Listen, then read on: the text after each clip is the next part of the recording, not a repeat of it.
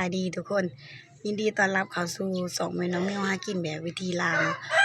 มาปอกกับแม่น้องมิวมื้อนี้กันรอบบ่ายทุกคนรอรับทีมงานลงมาจากป่าทุกคนบ่ฮู้ว่ามานยังนะไปนำกัน4คนทุกคนมีไผแน่รอลุ้นนำกัน ตอนนี้ก็น่าจะฮอดประมาณทีมพูดแหละเนาะรอลุ้นนำกันฮอดแล้วทุกคนเบิ่งนี่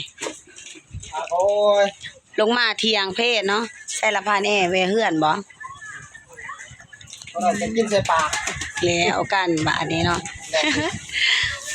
รอบนี้นักง่วงแล้วรอบนี้ประมาณเนาะ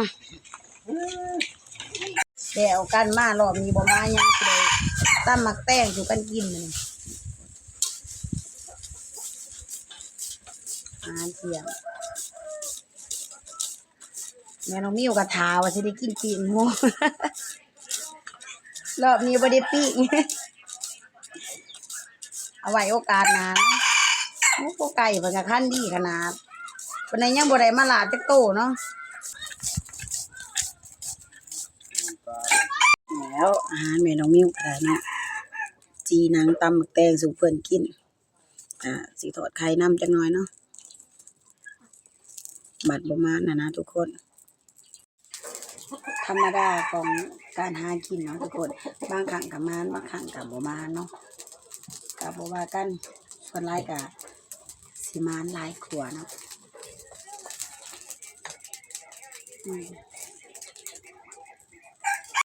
โอ้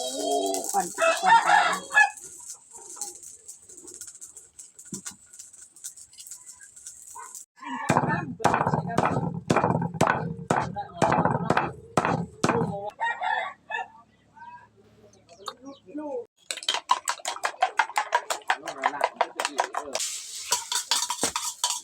นะคือมันฟังความข่อย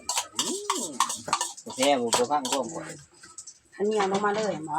มึงมันดูดในดันเด้ในมึงให้แต่คือเฮากุดสิก็เรื่อง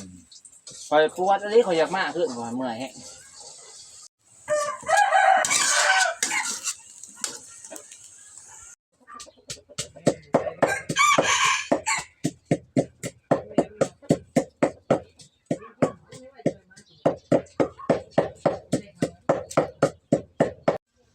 บัดนี้กินข้าวเที่ยงน้ำกันทุกคนเร็วมาเร็วตำมักแตงขี้หนังมาบัดนี้เพื่อลูกมาหอดเนี่ยก็จนอยากบ่ายแล้วนะลูกเขาตำมาแตงมากินของกินอยู่บ้านนี่แหละ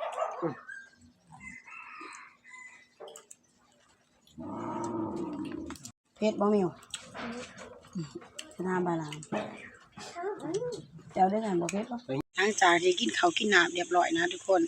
แม่พานเฮาก็ได้เมื่อเฮือนเมื่อซ่านของไผมันเนาะพี่น้องมิวเองก็สิขอไปคลิปนี้ไว้เพียงเท่านี้ทุกคนสิหาเฮ็ดเวียกเฮือนเวียกซ่านก่อนขอบใจทุกคนที่เข้ามารับชมเนาะฝากติดตามในคลิปต่อไปในเด้อทุกคน